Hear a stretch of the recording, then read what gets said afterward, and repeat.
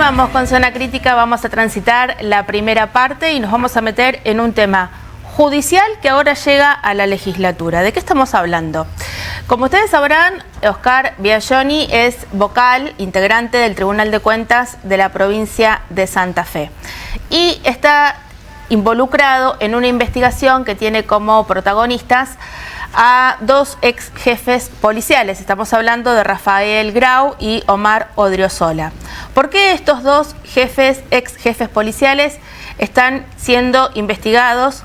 Porque cometieron maniobras ilegales o fraudulentas, concretamente un fraude al Estado, mientras eran parte de lo que se denomina el D4 o el área logística de la policía. Lo que estamos viendo en pantalla es la investigación que hizo Héctor Galeano, publicada en la página web Zona Crítica Online. En esa misma investigación, en el marco judicial, se pudo conocer que Oscar Biagioni, repito, integrante del Tribunal de Cuentas de la provincia de Santa Fe, por si alguien no lo sabe, el Tribunal de Cuentas es el órgano de control de las finanzas públicas. Es decir, es una persona con mucha responsabilidad. Mantuvo Biagioni una conversación con Grau, con uno de los policías, ex jefes policiales, involucrados en esta cuestión. Ese audio revela el amedrentamiento a quien haya delatado esta situación irregular, esta maniobra fraudulenta. Quiero recordar también que en esta causa y todos estos acontecimientos tuvieron lugar allá por el año 2021, cuando el ministro de Seguridad era Maximiliano Puyaro, actual gobernador. Días atrás, el propio gobernador fue citado por la justicia a declarar en esta causa. Pero para no dilatar esta introducción y para darle la bienvenida a nuestro entrevistado, vamos a conversar justamente con Fabián Palo Oliver, diputado provincial del Frente Amplio por la Soberanía, quien impulsa un pedido de juicio político a Oscar Biagioni. Buenas noches, Fabián. Un gusto, gracias por la invitación. Por favor, ¿por qué un juicio político a Oscar Biagioni? No está de más decir primero porque corresponde, porque la figura, al ser un miembro del Tribunal de Cuentas que necesita el acuerdo parlamentario, o sea, de diputados y senadores para cumplir una función específica, la figura que le corresponde para dejar de cumplir funciones es o la renuncia o un pedido de juicio político. Es un proceso muy particular. En Santa Fe no se dio muchas veces juicios políticos, pero en realidad yo quiero también aclarar que, a diferencia de lo que es un proceso penal o de tipo penal, donde quien impulsa la investigación y la acusación, en este caso la Fiscalía, tiene que hacer lo que se llama la tipificación penal, que está determinado en el Código Procesal Penal. En este caso, el juicio político es una valoración política, es decir, lo que nos tenemos que preguntar los legisladores, o mejor dicho, lo que se tienen que preguntar los demás legisladores, pues nosotros vamos a hacer formalmente el pedido de juicio el lunes, el día lunes, es si Biagioni tiene las condiciones morales y éticas para seguir siendo miembro del Tribunal de Cuentas, pero aparte es presidente del Tribunal de Cuentas, tiene más responsabilidades que los demás miembros. Como bien dijiste vos, él aparece involucrado en una causa de defraudación al Estado. O sea, en realidad es un hecho de corrupción. Una estafa. Una estafa, es una asociación ilícita que tiene inclusive 10 condenados, que esto no es poco, es decir, hay 10 personas civiles que eran parte de esta organización que defraudaban el Estado. Concretamente la operatoria era facturar la reparación, el ploteo y el traslado de vehículos policiales, pero en realidad esos trabajos no se hacían, se facturaban y se pagaban. Cuando se pagaban, se distribuían con distintos porcentajes a estas 10 personas que eran parte de la asociación ilícita. ¿Esas 10 personas eran efectivos policiales? No, todos civiles. Todos civiles, lo que vinculado a casas de repuestos, mecánicos, vinculado a empresas que tenían el sistema de acarreo mediante grúas. Y faltaba justamente lo más importante, que es la jefatura, quién eran los jefes de esa asociación ilícita. Esta defraudación al Estado no se puede hacer sin una pata dentro del Estado. Seguro. Esto, como bien dijiste vos, surge en el año 2016 por una denuncia que hace el propio ministro de Seguridad en ese momento, Maximiliano Puyaro, el actual gobernador. A él le llega una denuncia anónima con datos muy concretos, cuáles eran los vehículos que habían sido pasados como reparados y en realidad no estaban reparados, en qué talleres se hacían. Lo que hizo en ese momento el ex ministro Puyaro fue presentar al Ministerio Público la acusación, a partir de ahí comenzó la investigación. Estas 10 personas civiles son condenadas mediante la herramienta de lo que es el juicio abreviado, es decir, no fueron a juicio oral y público, sino que aceptan la participación en los hechos y la culpabilidad de la defraudación. Con lo cual reducen parte de su condena.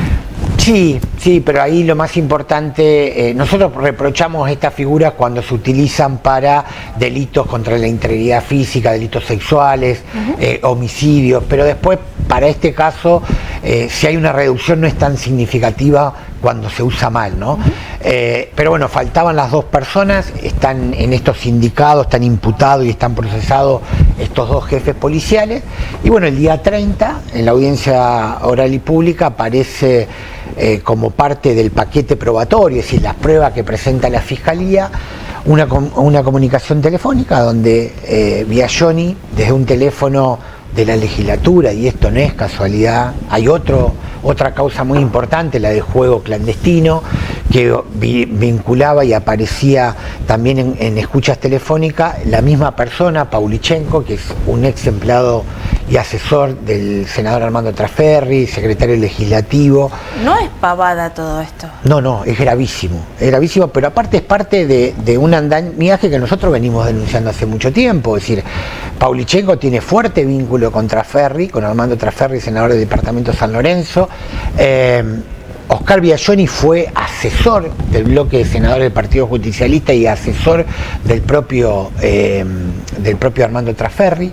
Fue por primera vez nominado o propuesto para ser miembro del Tribunal de Cuentas en la gestión en la gobernación de Antonio Bonfatti, y eso fue parte de un acuerdo político entre Bonfatti y el bloque mayoritario del Senado.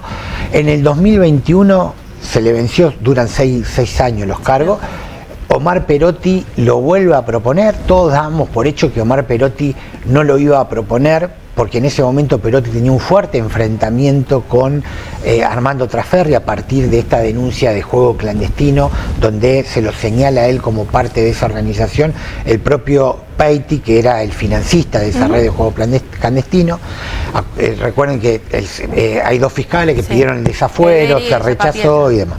Bueno, se habla desde el Senado, nuevamente con esta persona con mucho vínculo con Trasferri, que hoy está fallecido, si no ya estaría preso, porque ya apareció como en 3 causas. Estamos hablando del Paulichenko. Claro, del secretario del Senado. Secretario. Habla por teléfono con Grau, le dice la persona que te delató, utiliza un término poco más formal. Popular, el que te buchoneó, fue Barrios, para que te quiero pasar con un amigo. Se escucha la voz, ¿cómo te va Rafael? Y Grau contesta, ¿cómo estás, Cabezón querido? Cabezón a Biagioni le dicen Cabezón, Oscar Cabezón Biagioni. ¿Cómo te va, Cabezón querido?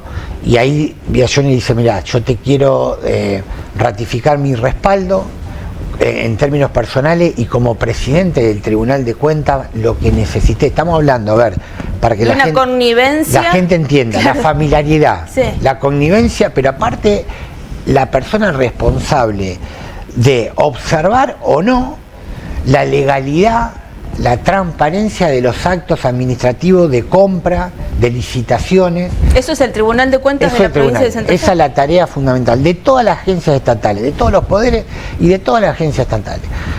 Esa persona a un policía que ya había sido denunciado, porque ponele que vos decís, no sabía que estaba denunciado, había sido denunciado, ya estaba el proceso en marcha, le dice, te doy todo mi respaldo. Y lo más grave, le dice, la persona que te delató es la que te dijo Pauli es Paulichenko, que había hablado unos minutos antes, y le dice, hay que devolverle la trompada, un sopapo, dice, hay que devolverle el sopapo, tienen que saber desde dónde viene. Y lo grave que es que a los 2 días de esa comunicación telefónica, Barrios, la persona que ellos señalan como el que los delató, claro, aparece en la vía pública en el sur de la ciudad de Santa Fe, golpeado, y él mismo hace la denuncia y se me abordaron 2 desconocidos, me molieron a palo. Y amenazaron a mi familia. Me amenazaron a mi familia y le dijeron, sabemos dónde vivís, sabemos que tu señora está embarazada. A partir de ahí Barrio ingresó en lo que es un sistema de protección de testigos. Por eso la gravedad. Entonces, lo primero que hay que decir, que hicimos la denuncia porque es lo que corresponde. Nosotros ya en el 2021, cuando Perotti, antes que envíe el pliego, nosotros hicimos una carta pública pidiéndole a Perotti que no envíe el pliego, porque inclusive este señor tiene, Biagioni tiene, en ese momento tenía una condena, en primera instancia ratificado en Cámara de Apelación por violencia laboral y acoso laboral contra empleadas del tribunal. A eso quería referirme puntualmente porque aquí hay 2 cuestiones. Evidentemente hay una connivencia y una actitud mafiosa, vamos a llamarlo, porque hay una persona que sufrió agresiones físicas, funcionarios de alta jerarquía, con abuso de poder, por otro lado. Ahora, tráfico de influencias, abuso de poder. Ahora, ¿por qué Grau y Biagioni, de dónde viene ese vínculo? En realidad Biagioni tiene un paso por la policía, porque él fue, primero Biagioni entró a laburar en el Estado en el año 76. Sí. Y él fue director de logística, el encargado de logística. El logístico es el que compra, el que hace todas las compras y los suministros, el que compra los móviles, las balas, las armas, los chalecos. Con lo cual conocía muy bien cómo funcionaba el Ministerio de Seguridad. Obviamente. Exacto. Obviamente, y no hay que descartar, yo creo que así como los fiscales tuvieron la decisión de incluir esta escucha como parte probatoria, quiero creer, corresponde que los fiscales abran una investigación para saber qué participación tiene Biagioni, más allá de haberle ofrecido el respaldo. Lo que dice claramente Biagioni es la información que... Hay 2 cosas que le dice Paulis Yengo. Una es quién lo delató, pero con anterioridad está probado, también los fiscales lo probaron, que Grau ya tenía 1 año antes de ser imputado, tenía la tipificación que los fiscales le iban a hacer, o sea, conocía parte de la investigación. Y en esa conversación que tiene con Biagioni, Biagioni le dice, lo que te dijo Pauli, te lo conseguí yo. Y es más, los fiscales dicen que hasta el día de hoy no pudieron probar quién filtró esa información y se la dio Biagioni. Entonces esto también es grave, porque eso significa que hay miembros del Ministerio Público de la Acusación que pasaban información. Yo entiendo, y esto sí va bajo mi responsabilidad, no está dentro de la causa, que Biagioni tenía información del Ministerio Público de la Acusación porque hay fiscales que tienen vinculación con Armando Traferri. Y Armando Traferri, es más, siempre tuvo información de distintas causas, sobre todo cuando tuvo un fuerte enfrentamiento con Omar Perotti y un enfrentamiento con el ex ministro de Seguridad Marcelo Saín. Traferri siempre iba anunciando lo que iba a ir sucediendo con su propio destino por esa imputación que le habían hecho los fiscales Ederi y Chapa Pietra. Hace unas semanas por aquí pasó la convencional ya electa Jacqueline Balangione y mantuvo un diálogo con Héctor Galeano justamente en torno a la figura de Traferri, porque al día de hoy Traferri no tiene fueros. Y lo que la doctora Balangione planteaba es, se lo puede investigar. Ahora sí se lo puede investigar. Sí. ¿Tenés alguna información? Está planchada la causa. Hay un acuerdo político para no avanzar con la imputación a Armando Traferri. A ver, Armando Traferri, mediante un acuerdo político, logra que se rechace su desafuero. Por eso yo digo, a ver, y esto con nombre y apellido, Puyaro, Micli, que fue uno de los que votó en contra del desafuero, Felipe Micli. El problema no es el fuero, más allá de que yo presenté un proyecto para limitar el alcance del fuero. ¿Por qué? Porque si los senadores hubiesen aprobado el desafuero y Traferri se se ponía a disposición de la justicia, no hubiese habido ningún problema. Si hubo impunidad, fue porque los senadores no dejaron que los fiscales investiguen. Es más, los fiscales fueron corridos después de esa causa. Sí. Traferri, la causa que lleva la imputación de Traferri, ahora está imputado, sí, pero se murió. Son fiscales que tienen vinculación también con él. Entonces, la verdad que lo que pasa en el Ministerio Público de la Acusación y lo que está pasando en la justicia santafesina es lisa y llanamente la contaminación de la política con la justicia. Nosotros por eso fuimos muy firmes, hicimos un reproche muy fuerte al gobernador Puyaro con la sanción del decreto 586, que es un decreto que hizo el año pasado, donde en realidad deja de lado el orden de mérito de los concursos, y a partir de ahora Puyaro como gobernador puede elegir de un listado de aprobados entre el 1 y el 50 es lo mismo. O sea, se sacó el orden de mérito. ¿Eso qué significa? Que la selección de los funcionarios judiciales vuelve a ser discrecional. Entonces, la verdad que a nosotros nos preocupa. Dijimos cuando votamos a favor de la reforma de la Corte Suprema, que fue un proyecto nuestro, dijimos que la Corte Suprema era hija de un tiempo político que ya había quedado muy atrás, que era cuando el reutemismo monopolizaba la vida institucional de la provincia de Santa Fe. Tenían mayoría en el diputado, en el Senado, en la justicia ponían los jueces y demás. No queríamos que la nueva realidad política, es decir, que la mayoría que ostenta hoy Puyaro, legítimamente se lo dio las elecciones, construyan una justicia a su medida. Nosotros eso la verdad que no lo queremos, y somos, sí, en eso, muy firme, muy claro, que en ese aspecto, Unidos para Cambiar Santa Fe, más allá del discurso y la construcción de los relatos que se hacen, no están haciendo bien las cosas, y la justicia está muy contaminado con distintos sectores políticos. Entonces, ¿cómo se explica que haya impunidad de los actores políticos? Por eso, Santa Fe, ¿no existe en la provincia de Santa Fe corrupción? Sí existe en Santa Fe la corrupción, existe. Lo que pasa que la justicia no avanza de forma tal que las cosas sean mucho más transparentes. Antes de meternos concretamente en el tema de la corrupción, teniendo en cuenta que se aproxima el inicio de la Convención Constituyente, no queremos dejar de lado lo que a Biaggioni lo afecta en relación con sendas denuncias de parte de trabajadoras del Tribunal de Cuentas que fueron hostigadas, acosadas, maltratadas laboralmente, concretamente María Delia Costa, que fue una de las trabajadoras que también pasó por aquí, por Zona Crítica en su momento, también pidió un juicio político. Sí, y fue rechazado. En su momento fue rechazado. Se trató justamente en el mismo momento que se trató el juicio político Herbeta, que lo presenté yo. Ambos fueron rechazados. Y bueno, creo que después de esto, no por el pedido nuestro, nosotros en realidad somos el vehículo de lo que debe ser. Vuelvo a repetir, lo importante es la investigación judicial y la tarea de los dos fiscales, y realmente la valentía, esto hay que decirlo, porque muchas veces los fiscales se autolimitan justamente por esta participación de la política, y porque bueno, también el sistema de remoción y de sanción de los fiscales, nosotros también lo venimos discutiendo hace mucho tiempo y somos críticos de la ley 13013, que en realidad es una ley que disciplina a los fiscales. Los fiscales en la provincia de Santa Fe muy difícilmente puedan avanzar en la investigación de hechos de corrupción que involucren a distintos actores de la política.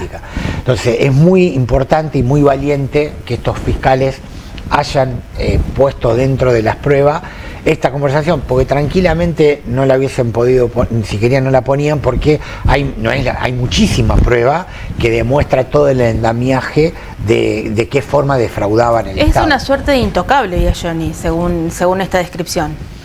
Y es un hombre que maneja mucha información. Imagínate, desde el 2015 lleva 10 años como miembro del Tribunal de Cuentas, pasaron 3 gobernadores, 4 con o sea, el final del gobierno de Bonfatti, Lifchi, Perotti, y ya 1 año y medio con Puyaro. Eso es por un lado. Y por el otro lado es alguien que usa la extorsión y el miedo para subsistir, para beneficio propio. A ver, a partir de sus vinculaciones políticas, la esposa de Biaggioni es jueza, y yo no hago un juicio de valoración y demás, pero es jueza. El hijo de Biagioni, del cual estuvo involucrado en una situación gravísima, un abandono de persona después de un accidente de tránsito, es empleado del Senado de la provincia de Santa Fe, no entró por concurso, eso sépanlo. Esta cuestión también de los familiares, de los familiares mientras sean otro y no sean los de ellos. Entonces, la verdad que es alguien con mucho poder, con mucha vinculación, y cuando uno cuenta esto, indigna. Ahora, lo que nosotros podemos decir, digo, ya a modo de rendir cuenta, es que nosotros, por lo menos la vez que nos tocó participar, entendíamos que no tenía que ser miembro del Tribunal de Cuentas y que no tiene que ser miembro del Estado. Esto es mucho más importante ahora porque demuestra también, y hay que ver si esto no avanza en la investigación de qué participación tuvo. Yo creo que él no es ajeno a esa asociación ilícita. Estoy seguro que él es parte de esa asociación ilícita. Que alguna rentabilidad de esa maniobra ilegal no tengo ninguna duda. Quedó para Biagioni. Vos me decís, ¿cuáles son los elementos que tengo? El único elemento puede ser subjetivo, es la familiaridad y el hecho de que le pasaban información al propio Grau, que era uno de los imputados, bueno, que ahora está procesado, ¿no? Y la Fiscalía pide 9 años para ambos jefes policiales. ¿Lo ves factible al consenso dentro del cuerpo legislativo para que esto avance? No, lo que sí creo que es la oportunidad, o sea, no lo sé, sería la respuesta. Lo que sí es la oportunidad que todos aquellos que declaman transparencia demuestren que hay que pelear contra los nichos de corrupción, no desde la palabra, sino también con hechos reales. Puyaro, cuando fue a declarar, porque Puyaro abrió la semana pasada, si no me equivoco, con su declaración dijo que él hizo lo que tenía que hacer, que presentó la denuncia, que no hay que hacerse del boludo, así el término que utilizó en una conferencia de prensa, con la corrupción. Bueno, este es el momento que sus legisladores y sus legisladoras hagan lo que tienen que hacer, que es darle lugar al pedido de juicio político, votar a favor del juicio político, y esa bajada de línea, esa orden, la tiene que dar Puyaro. Puyaro, no, más allá de la división de poderes, no alcanza con que Puyaro haya hecho la denuncia. Ahora Puyaro tiene que hacer lo imposible para que en la discusión que se tiene que dar dentro de Unidos para Cambiar Santa Fe, se entiendan que hay que avanzar con el juicio político. Puyaro, justamente en el marco del contexto nacional y de ciertas discusiones que se están dando, a veces de una manera maniquea, a veces con una mayor o menor profundidad, pero concretamente quizás el discurso más fuerte que lleva adelante la gestión de Maximiliano Puyaro está orientada al tema de seguridad.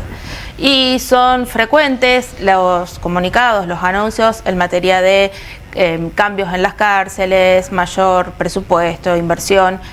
Hay una cuestión que no deja de ser controvertida, desde mi punto de vista por lo menos discutible, que una cárcel se llame el infierno. Una demostración de lo inhumano de la época, no tengas duda. En ese contexto, ¿qué ponderación puede realizar vos o tu bloque sobre esa política que aplica Puyaro y por qué está tan enfocada solamente en eso o de una manera tan relevante la seguridad, la obra pública también, pero no mucho más? ¿O sí?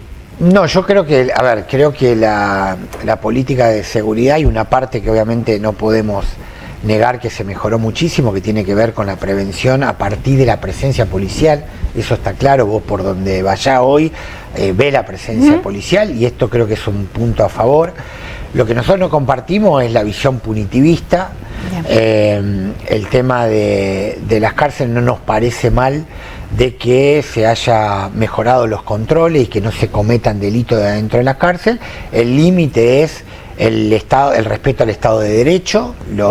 Las personas que están privadas de la libertad también tienen derechos que se los brinda la Constitución, y con esta onda de que no hay que ser punitivista, que no hay que ser garantista, hay denuncias inclusive de violación a los derechos humanos que hizo la Defensora Pública. No lo hicimos desde la oposición. Le corresponde a la Defensora Pública. Claro, lo hizo la Defensora Pública.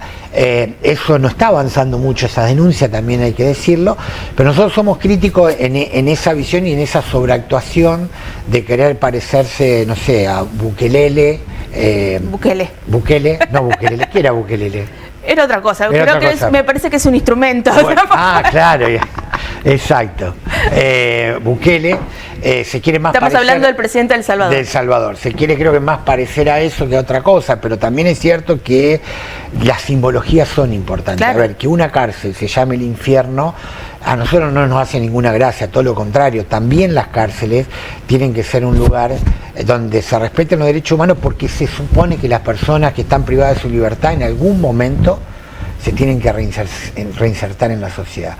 Tener las cárceles como un basurero, un acopio, un depósito de personas que tienen que violentarse sus derechos, no, nosotros jamás vamos a compartir eso, ¿no? ¿Qué debería decirle el gobernador Puyaro al presidente Milei?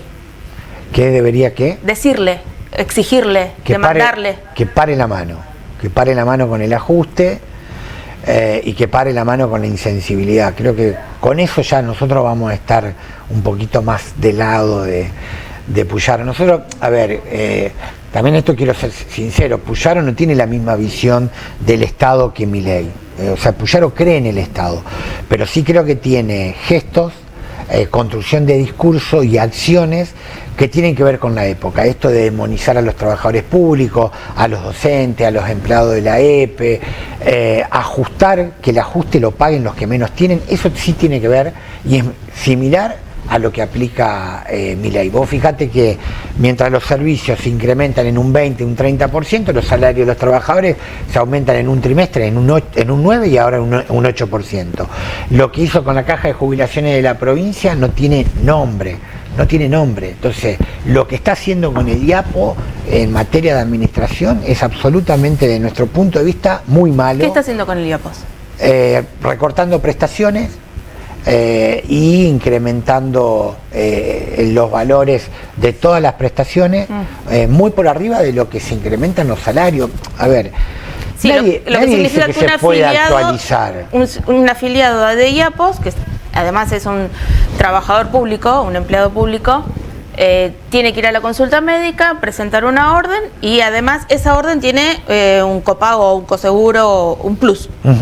Y ese monto es el que está... No, y aparte es el monto de IAPOS complementario, que en realidad son, en teoría es para cubrir aquellas prestaciones que no son universales. Que la mayoría de los afiliados era un monto fijo, 10.000 pesos. Yo este mes me vino 231, de 10.000 a 231. Pero aparte tenés la cuota de IAPOS, en mi caso 800 y pico más. O sea, con lo que nosotros cobramos no nos mueve el amperímetro. Pero un trabajador es... Pero un laburante que cobra 1.000.000 de pesos, 800.000 pesos, ya no se cobra más fijo, sino que es un porcentaje de lo que ya te descuentan, del 3,5 que te descuentan de tu salario como empleado público para la obra social. Pero bueno, en realidad esa es la parte donde Puyaro, el ajuste, hasta hace muy poquito, él lo planteaba como un mérito, ajustar.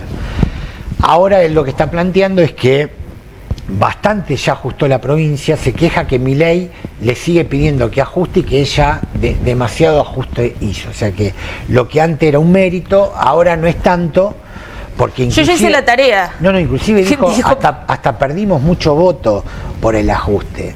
Entonces, la verdad que esa es la parte donde nosotros creemos que es muy similar a lo que aplica Milei. Pero aparte, los diputados y los senadores de Unido fueron la garantía de las aplicaciones de las políticas de Milei. En el Congreso Nacional, excepto, o como excepción, lo que fue la ley de financiamiento universitario, el resto votaron lo que votó el bloque de Milei. Puyaro firmó el pacto de Bueno, Esteban mayo. Paulón y Mónica Fein no. Digamos, no, son los únicos dos, sí, porque también ellos son unidos, vale la aclaración, gracias. Pero después, los del PRO y los del radicalismo votaron, tanto los senadores Carolina Lozada como el senador Galaretto, y los diputados nacionales del radicalismo y del PRO votaron sistemáticamente igual que lo que pedía el gobierno de Milei. Entonces, en ese aspecto se reclama mucho federalismo, Pero bueno, muchas de las cosas que hoy se reclaman estaban en el decreto de necesidad y urgencia inicial, en el 70, en el Pacto de Mayo. Entonces vos hoy no podés reclamar algo que tus legisladores y hasta vos mismo avalaste en algún momento en el Congreso Nacional.